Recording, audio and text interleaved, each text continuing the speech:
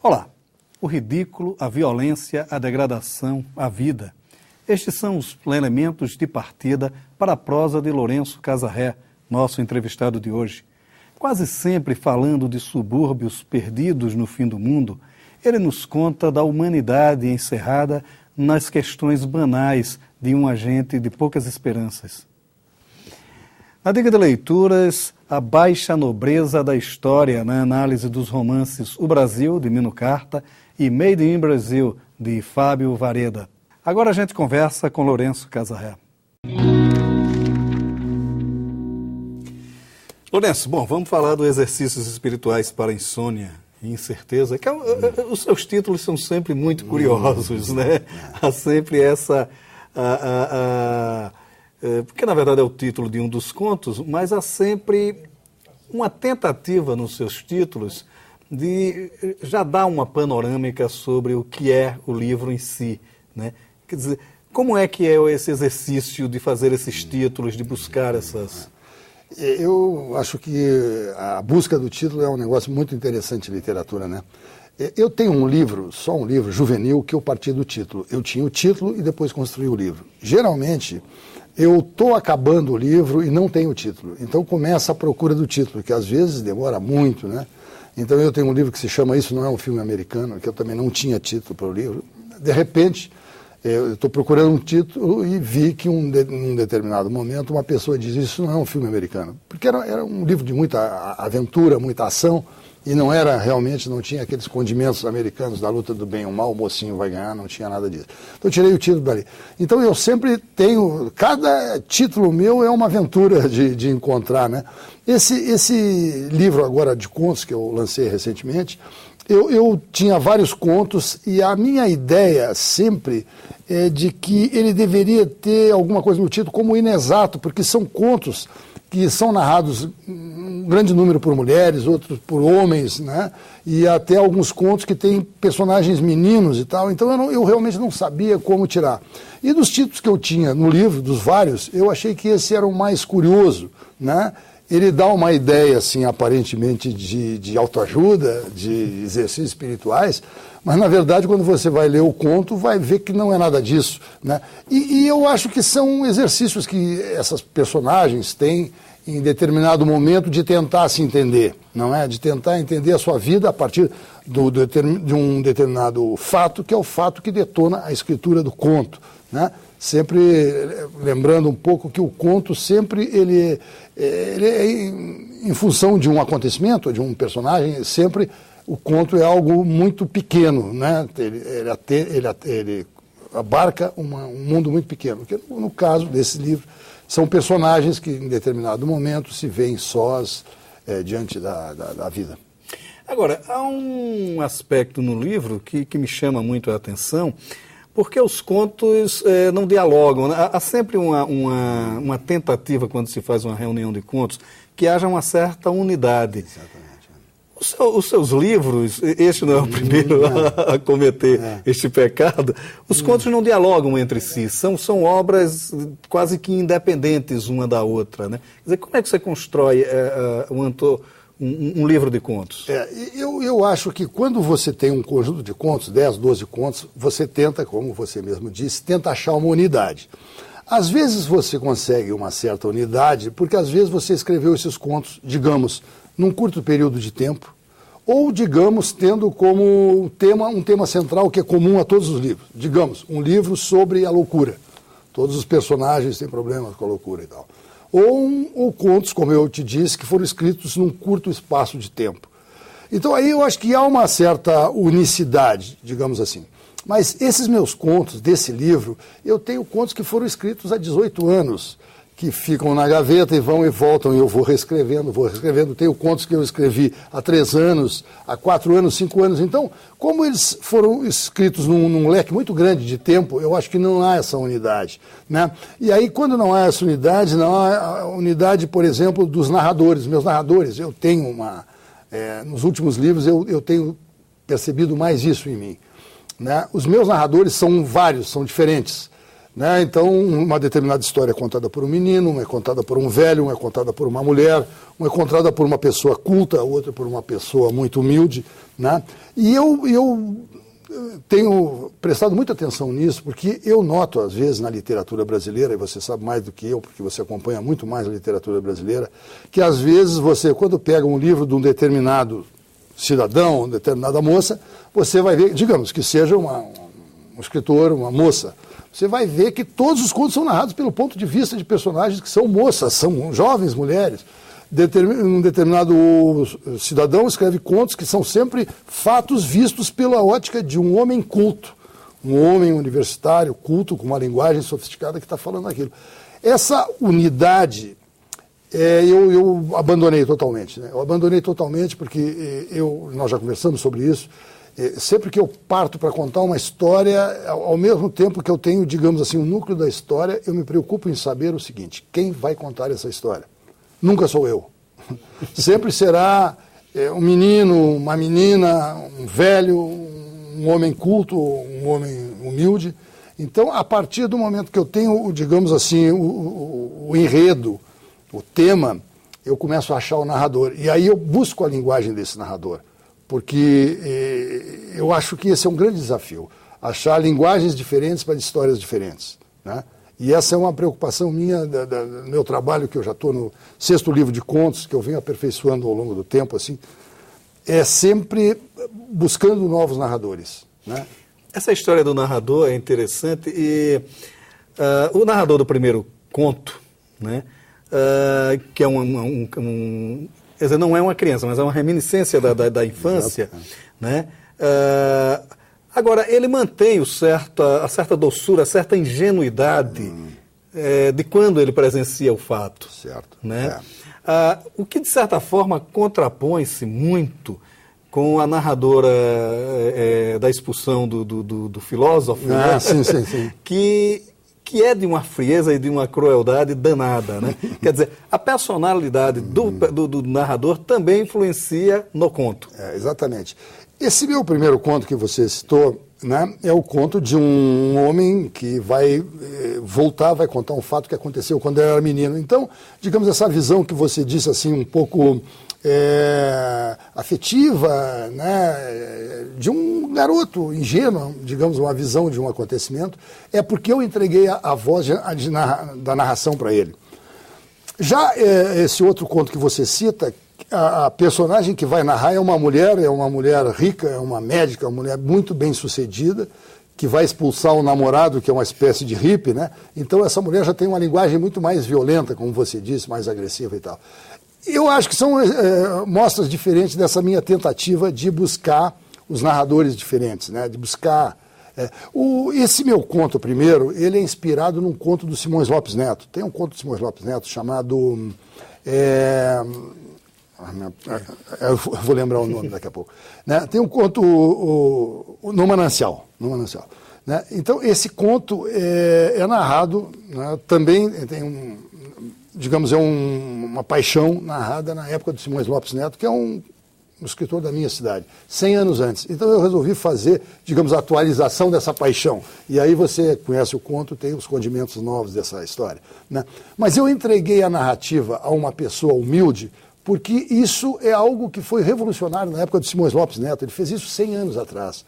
Há 100 anos ele deu a narrativa para um gaúcho campeiro, que então colocou aquele linguajar e tal, né? Então eu fiz esse trabalho assim, baseado muito no Simões Lopes, que é um dos meus grandes gurus literários, né? E o outro já é uma narrativa que eu tenho desenvolvido mais nos últimos tempos, assim, que eu estou me voltando muito mais para personagens urbanos, personagens bem-sucedidos na selva da cidade, personagens mais cultos, mais ricos, né? Abandonando um pouco assim aquela visão que eu tenho um pouco nostálgica da infância, dos anos 50, 60. A importância do Simões Lopes Neto eu entendi perfeitamente recentemente, que eu assisti uma palestra do Ariano Suassuna e ele disse: eu queria ser o Romualdo, mentir tão bem quanto o Romualdo, que é aquele grande mentiroso. Exatamente. Personagem do Simões. Agora, tem um outro aspecto também de sua literatura que é curiosa, se acentua muito nesse livro, porque ela se passa em pequenas comunidades gaúchas, mas ela não tem o tom que se convencionou chamar de gauchesco. Há o ambiente, a ambiência, os gestos, a fala, mas não se prende àquela coisa mais quase que folclórica, que é a visão que a gente passou a ter. E quem tem uma influência do Simões Lopes Neto, então, consequentemente, seria natural cair nisso, né? Quer dizer, como é que você se livrou dessa armadilha também? Não, na verdade, quando eu tento recriar histórias que, digamos assim, estão num passado dos anos 60, 70, quando eu era menino, alguma coisa que me contaram quando eu era menino, alguma coisa que eu assisti, então eu vou tentar recriar essa história, ou mesmo uma história que eu inventei, eu sempre tenho uma preocupação muito grande com recriar o linguajar coloquial do gaúcho, né? Porque isso... Vamos passar para um outro aspecto da literatura. Para mim é a verossimilhança, né? Eu preciso, se eu quero recriar aquela época e aquele local, eu preciso recriar a linguagem, né? Claro que essa é uma linguagem que eu vou, daqui a pouco, grande parte dela vem da minha imaginação, mas ela tem base na realidade. Então eu tenho essa preocupação, né? Sempre tive, com a recriação da linguagem regional, né? E é um fenômeno que eu percebo, às vezes, que talvez, acho eu, que não sou um estudioso do assunto, que aparentemente, e você que é do Nordeste também percebe isso, eu acho, que aquelas vozes regionais que eram muito afastadas e bem diferenciadas nos anos 70, 80, 60, sei lá, eu acho que os jovens que escrevem hoje, e aí eu vou dar um exemplo, digamos, um jovem que escreve hoje no Recife, com 25 anos, às vezes, quando você vai ler a narrativa dele, você não separa muito, ou não diferencia muito de um carioca, ou de um paulista, ou de um gaúcho.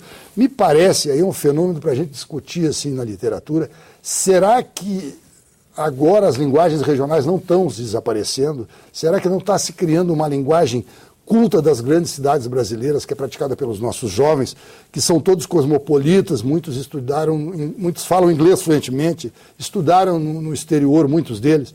Eu não sei se você tem essa percepção assim, Maurício, da literatura mais jovem, de que essa linguagem regional, que eu e os escritores da minha geração, de 50, 60 anos, ainda tem um traço forte. Eu não sei se ela está desaparecendo. Isso é uma pergunta que eu faço a você, que é um jornalista. É uma certa unicidade, né, no linguajar, né? Quase que um sotaque único no Brasil, né? Isso, de certa forma, é ruim, né? Embora se preservem muito uma coisa que eu percebo, certas expressões, né? Certas expressões sobrevivem, né? Nessa nova literatura. Não com os exageros que fazem os tais escritores de periferia, que é aquele empobrecimento da língua. Né? Agora, no seu trabalho, há essa preocupação, de certa forma, em ter uma língua mais apurada, em ter uma língua mais, uma linguagem mais trabalhada, né? Porque embora ela tenha um linguajar cotidiano mesmo, não há nada de excepcional nas expressões usadas, mas ela há uma preocupação com as frases. A frase bem colocada, a frase bem estruturada, né? Quer dizer, também é uma preocupação sua, né? Como é que você faz isso também? Eu acho, Maurício, que essa preocupação, com o lapidar de todas as frases, né? Eu acho que isso é uma coisa que vai se adquirindo muito ao longo do tempo com experiência. Cada vez você fica mais exigente, se cobra mais, né? Digamos assim, simplificando, quando eu era mais jovem, com 30 anos e tal, eu publicava um livro depois de 3 ou 4 revisões, né? Hoje eu publico um livro de contos depois de 20 revisões, inclusive porque o computador nos facilitou, quer dizer, você faz revisões eternas. E eu, como sou um péssimo datilógrafo, eu tinha que economizar porque não podia ficar pagando datilógrafo para datilografar meus livros, então eu não revisava muito, né? Mas eu acho o seguinte, que com o tempo eu realmente comecei a ter muito mais cuidado. Eu acho que isso é uma coisa que eu percebo, eu tinha muito uma preocupação, assim, quando jovem, eu tinha muita preocupação com a história. Para mim a história era totalmente determinante, né? Então a busca dessa história que fosse interessante, que fosse comovente, que fosse tocante, era um negócio assim que me tomava 95% do meu tempo, né? Eu acho que agora eu já me preocupo tanto com o polimento da linguagem, o polimento final, né, de maneira que não fique sobrando absolutamente nada. Eu tenho alguns livros que eu publiquei assim nos anos 80 que eu estou louco para revisar, louco para publicar uma segunda edição, porque eu vou realmente, eu sinto que essa necessidade de polimento não era uma coisa muito presente quando eu era mais jovem. Inclusive porque, na época, talvez eu era mais afoito para publicar e tinha menos tempo e tal. Mas essa lapidação é algo que se aprofunda, eu acho, com a experiência, né? Com o tempo, né? Você cada vez fica mais se cobrando. Nenhuma frase pode estar quadrada. Todas têm que estar polidas, né? O Exercícios Espirituais para Insônia e Incerteza, Casarré, ele tem uma coisa também que desperta uma certa atenção, que é curioso isso, falar daquelas pequenas comunidades do Rio Grande do Sul, mas elas com uma vida própria, muito, muito, muito particular, né? E mantendo as suas, de certa forma, as miudezas, as suas... tem o conto do intelectual isolado, né? A obsessão pela beleza daquele pai que torna-se quase um peixe. Né? Quer dizer, todos aqueles dramas... que aparentemente são dramas menores dentro de uma comunidade menor, eles acabam sendo universais, de certa forma, né? Quer dizer, um certo desprezo pela uma vida mais empregada na tentativa de ser um artista, na tentativa de preservar a beleza e tal. São dramas, de certa forma, universais, né? Também como é que você transpõe isso, esses dramas universais para essa ambiência menor, esse microcosmo? Eu acho, às vezes, observando a maneira com que eu trabalho, né, ao longo de tantos anos e tal, eu acho que sou um escritor que eu valorizo muito o detalhe, o pormenor, e às vezes, na minha narrativa, eu percebo isso é uma característica, ou talvez seja um defeito, né, que eu vou empilhando detalhes, empilhando miudezas, e às vezes eu acho que isso não é necessário e geralmente eu concluo que é necessário, porque eu acho que a soma de todas essas miudezas é que vai formar o quadro, né? Então eu acho que realmente quando eu tenho uma determinada história, eu fico girando em torno dela, vou e volto. Estou contando, tem o rio principal da história, mas eu vou num afluente, vou e volto, e vou contando os detalhes, né? E eu acho que você chama a atenção para esse aspecto, e eu acho que isso é uma característica forte da minha literatura. Quer dizer, se nós fôssemos analisá-la como todo, é o seguinte, a imensa maioria das minhas histórias se passa numa cidade do interior, né? Eu não sou um porto-alegrense, um carioca, um cara de uma grande cidade. Eu tenho o olho realmente mais voltado para as pequenas cidades, né? Para, digamos assim, onde há mais controle social, mais pressão, as pessoas se conhecem, né? Então eu acho que as pessoas se movem dentro desse mundo menor, assim, desse mundo mais provinciano, né? E eu acho que realmente esse é um aspecto forte nos meus contos. E a questão da criação desses personagens, porque são personagens que, de certa forma, têm as características muito profundas dessas pessoas que moram na cidade do interior, mas elas, de certa forma, se rebelam contra num determinado momento, num outro momento, elas se rebelam contra essas opressões, essas pequenas opressões, né? Quer dizer, como é também a confecção desses personagens. Eu acho o seguinte, como eu te falei, uma coisa que me chama muita atenção nos últimos tempos é isso, né? É a partir de um determinado tema sobre o qual eu quero escrever, eu começo a buscar a voz que vai narrar. Então aí eu construo essa pessoa, eu construo uma linguagem e eu construo uma psicologia. Então, a partir daí, as reações que vão ocorrer ao longo do conto são determinadas por essa linguagem, por essa psicologia desse personagem, né? Então, eu acho também, como você disse, e isso já foi destacado por algumas pessoas que estudaram meus livros e tal, eu tenho muita preocupação de relatar casos de pessoas que num determinado momento se veem muito sós, muito, né, solitárias diante de um grande problema e que elas têm que enfrentar e vão seguir vivendo, né? Então eu acho que esse é um momento de ruptura que eu gosto de abordar, um momento de ruptura em que a pessoa totalmente encurralada, ela avança. E ela avança de uma forma meio alucinada e tal, mas avança, né? Então eu acho que, de certa forma, eu acho que fica clara ali a minha, digamos, confiança na capacidade sempre do ser humano de enfrentar os desafios e de seguir em frente, né? Eu acho que isso fica claro nos meus contos. E a partir de agora, né? Quer dizer, você está sempre escrevendo, né? É um trabalho contínuo mesmo, né? Como é que estão esses projetos literários? Como é que estão essas coisas? No momento eu estou com 4 livros juvenis engatilhado, várias publicações, né? Várias publicações. Eu tenho um livro que vai se chamar A Misteriosa Morte do professor de português, né? Que narra uma história do professor de português. Tem um livro de fantasias sobre o menor elefante do universo, um elefante do tamanho de um cachorrinho. Esse é um livro mais infantil, né? Eu tenho vários outros livros juvenis que estão rodando. E eu estou trabalhando num outro. Mas eu estou sempre assim, eu fico a cada, digamos, 2 livros, 3 livros juvenis, eu sinto necessidade de voltar para os meus contos ou para histórias mais adultas, né? E estou trabalhando no romance. Eu sempre trabalho num método totalmente caótico, né? Eu fico trabalhando em diversas coisas ao mesmo tempo.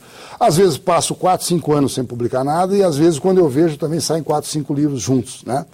Então é isso, acho que divido assim 20% do meu tempo para a minha literatura adulta, ou 30%, e o restante, 70%, 80% para a literatura, né, juvenil, que é algo que eu gosto de fazer, que me dá muita satisfação, que eu trabalho com grandes editoras, né, tenho boas tiragens, os livros são muito bem, digamos, distribuídos e tal.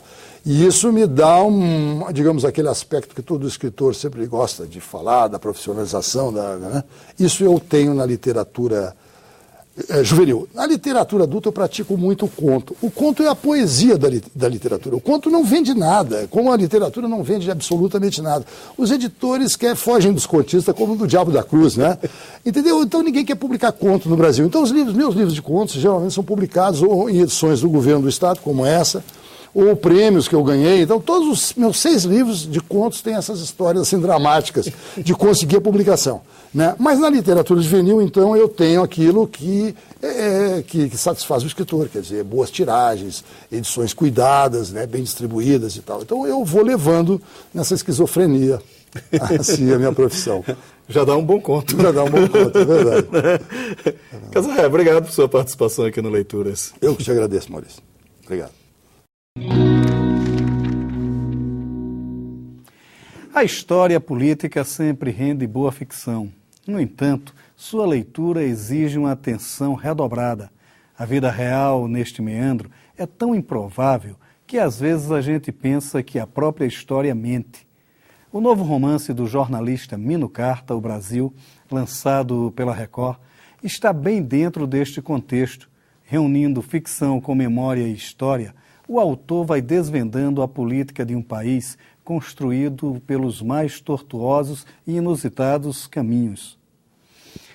O livro começa com a morte do presidente Getúlio Vargas, um tiro que ainda ressoa como preconizou Valdir, um dos personagens de Mino. A partir de então, vem a carreira jornalística de Abukir, que se confunde com a vida do país e com a trajetória do próprio autor. O personagem é jornalista político e, como tal, acompanha os reveses da vida pública.